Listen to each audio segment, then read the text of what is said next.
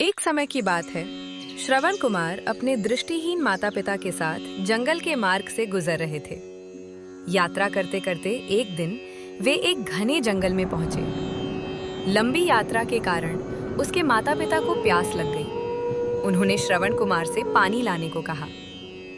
श्रवण कुमार तुरंत पास की नदी की ओर जल लेने के लिए चल पड़ा।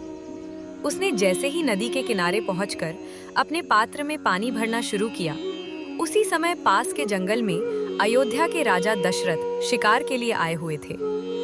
राजा दशरथ शब्द भेदी बाण चलाने में निपुण थे, अर्थात वे केवल आवाज के आधार पर लक्ष्य को भेद सकते थे। जब श्रवण कुमार पानी भर रहा था, तब पात्र में पानी भरने की आवाज सुनकर राजा दशरथ को भ्रम हुआ कि कोई जंगली जानवर पानी पी रहा है। बिना लक्ष्य को देखे ही उन्होंने उसी दिशा में अपना शब्द भेदी बाण चला दिया। वह बाण सीधे जाकर श्रवण कुमार को लग गया। बाण लगते ही श्रवण कुमार दर्द से करा उठा और जोर से पुकारने लगा। उसकी आवाज सुनकर राजा दशरथ को अपनी भूल का एहसास हुआ और वे तुरंत उस दिशा में दौड़े। वहां पहुंचकर उन्होंने देखा कि कोई जानवर नहीं, बल्कि एक युवा मनुष्य घायल अवस्था में पड़ा है। यह दृश्य देखकर राजा दशरथ अत्यंत दुखी और व्याकुल हो गए। उन्होंने तुरंत श्रवण कुमार के पास जाकर उससे क्षमा मांगनी शुरू कर दी। गंभीर रूप से घायल श्रवण कुमार ने बड़ी कठिनाई से बोलते हुए कहा, राजन, मुझसे अधिक चिंता मेरे अंधे माता पिता की है।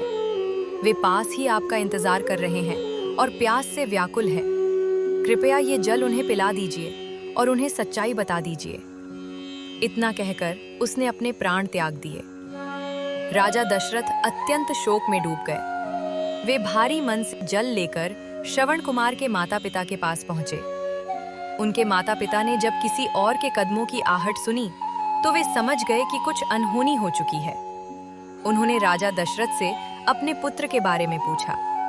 तब राजा दशरथ ने कांपती हुई आवाज में पूरी घटना बता दी। अपने इकलौते पुत्र की मृत्यु का समाचार सुनकर उसके माता पिता का हृदय टूट गया। वे गहरे शोक में डूब गए।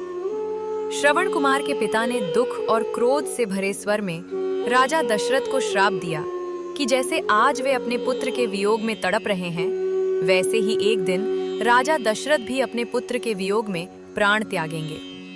ये श्राप देने के बाद वे दोनों भी अपने पुत्र के दुख में इस संसार को छोड़ गए और आगे चलकर वही श्राप सत्य सिद्ध हुआ।